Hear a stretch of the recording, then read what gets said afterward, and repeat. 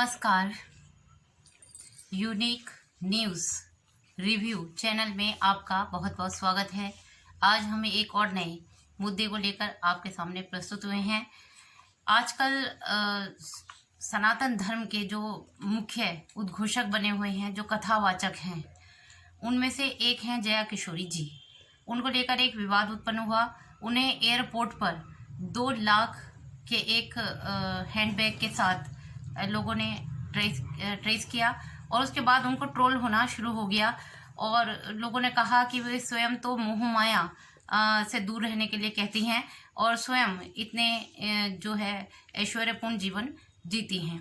उन्होंने इस पर अपना स्पष्टीकरण दिया कि मैं कोई साध्वी नहीं हूँ और मैंने अपने किसी भी कथावाचन में ये नहीं कहा कि आप मोह माया से दूर रहें। मैंने हमेशा ये कहा कि आप मेहनत करिए और पैसा कमाइए। तो देखने योग्य ये है कि क्या वास्तव में उन्होंने जो स्पष्टीकरण दिया है वो सनातन धर्म और संस्कृति की दृष्टि से उनको एक देता है कि छूट देता है कि हाँ, आप जैसा जीवन जीना चाहते हैं आप जिए और अपने व्यावसायिक रूप में आप दूसरों को उद्घोष दे सकते हैं कि आप सनातन धर्म के अनुसार जीवन जिए। शालिनी कौशिक जी, आपका क्या मत है इस विषय में? जया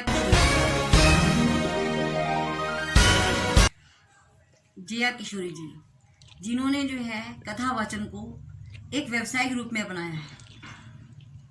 क्या वे जानती हैं कि भारतीय जनता जो कथावाचकों से कथा सुनने जाती है वो उन्हें भगवान का दर्जा देती है, अपने आदर्श का दर्जा देती है और जो है वह उसके जो चलाए हुए नियम होते हैं, जो वो उपदेश देते हैं, प्रवचन देते हैं, उन्हें अपने जीवन में उतारने का प्रयास करते हैं।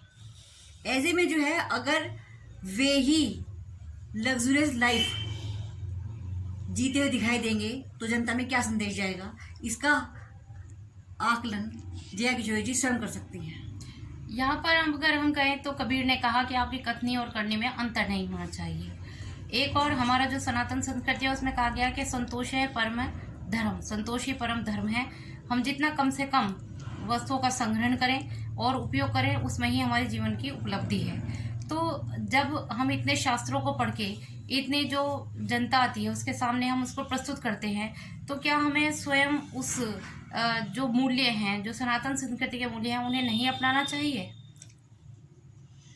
बिल्कुल अपनाना चाहिए, लेकिन जो है ये लोग ऐसा नहीं कर सकते हैं। आज जो कथावाचक हैं, खास तौर से जया किशोर जी जैसे जो कथावाचक हैं, इन्होंने एक व्यवसाय के तौर पर इसे अपनाया है और वे कथावाचन के लिए बहुत ज़्यादा फीस ले रहे हैं। वे इसे जो है धर्म के रूप में नहीं ले रहे हैं, सनातन धर्म के प्रचार के रूप में नहीं ले रहे हैं। वे इसे जो है एक ऐसा व्यवसाय समझ रहे हैं कि जिससे जो है वे अपने घर भर सकते हैं। लेकिन जनता में ये संदेश जा रहा है कि ये जो है हमारे भगवान का एक नया स्वरूप है। इन पर कैसे प्रभावी रोक लगाई जाए कि सनातन धर्म और संस्कृति कोई व्यवसाय नहीं है। इसके प्रचार प्रसार के लिए अगर आप कार्य कर रहे हैं तो आप बहुत वंदनीय हैं, लेकिन अगर आप इसके माध्यम से अपने घरों की तिजोरियां भरने का काम कर रहे हैं तो किस तरीके से हम इस पर रोक लगा पाएंगे कि ये कथावाचक जनता की भावनाओं का जो है दुरुपयोग न कर पाए?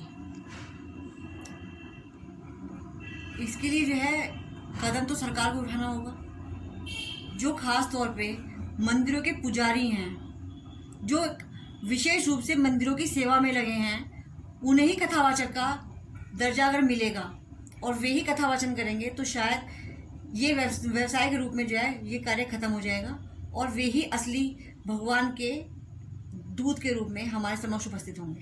और इस मामले में जहाँ तक है, जनता को जागरूक होना होगा कि जनता स्वयं ये विचार करे कि आप किन से कथा सुनने जाते हैं, उसका आचरण देखिए।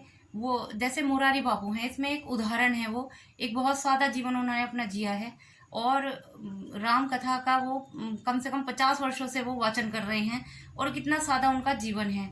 तो कम से कम कथा वाचन करने वाले का जीवन एक, क्योंकि उसको आदर्श मानते हैं तो कम से कम वो आदर्श होना चाहिए। आचरण हम नहीं कहते कि वो गृहस्थ ना हो, वो एक सामान्य जीवन ना जिए, वो कोई खुशी हो तो उस पर अपने त्यौहार ना मनाए, खुशियाँ मनाएं, पार्टी भी करें, लेकिन कम से कम जब वो सार्वजनिक रूप से प्रस्तुति दें और कहीं पर प्रस्तुत हों, तो ऐसा ना लगे कि वो जनता को लूटकर उस धन का दुरुपयोग कर रहे हैं। वो कम से कम अपने जीवन में ऐसा एक उदाहरण प्रस्तुत करें। बिल्कुल ऐसा नहीं रहना चाहिए कि वो जनता की धार्मिक भावनाओं का मजाक उड़ा रहे हैं। बिल्कुल बिल्कुल, ये मजाक उड़ाना है कि एक और तो गरीब जनता उनको सुनने आती है, वो उसके पास जो कुछ भी थोड़ा बहुत होता है वो जमा उनको देती है, और वो उस धन से क्या कर रहे हैं, 2-2 लाख के वो कह रही हैं कि वो चमड़े का नहीं है, उसे स्पेशल रूप में उन्होंने बनवाया है। मतलब वो 2 लाख से भी ज्यादा का हुआ होगा, और वो साध्वी नहीं है। और वो साध्वी नहीं है। साध्वी होना कोई यही नहीं होता कि मतलब आपने वैराग्य ले लिया और आप जीवन से बिल्कुल विरत हो गए।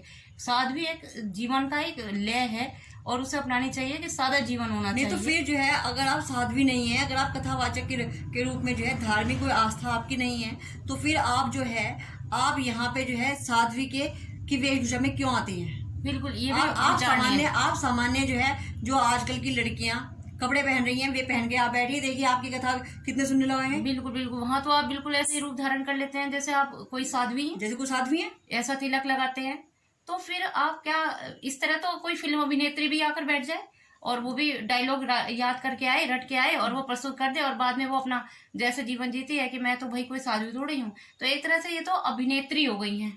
बिल्कुल बिल्कुल, और अभिनेता हो गए हैं कथावाचक ये, तो इनमें कोई श्रद्धा रखने का कोई मामला ही नहीं है। इन्होंने धर्म को व्यवसाय बना दिया है। बिल्कुल बिल्कुल, इस पर हमारी जो भारत सरकार है उसको ध्यान देना चाहिए और इन कथावाचकों पर एक प्रभावी रोक लगानी चाहिए। कम से कम ये गरीब जनता को जिस तरह से मूर्ख बना रहे हैं वो मूर्ख बनाना बंद होना चाहिए, और जो बिल्कुल सादा जीवन जीने वाले हैं और बहुत ही संतोषी लोग हैं, और ऐसे भी बहुत सारे ऐसे विचारक खासतौर से हैं जो मंदिरों में पुजारी का कार्य कर रहे हैं, हाँ, उन्हें ही इसमें तवज्जो मिलनी चाहिए। बिल्कुल, वो आगे आने चाहिए, और ये जो इन्होंने धर्म को व्यवसाय बना लिया है इस पर प्रभावी रोक लगना चाहिए। ऐसा ही हमारा इस मुद्दे पर रिव्यू है। आपको कैसा लगा, आप भी अपने विचारों से हमें अवगत कराएं। धन्यवाद।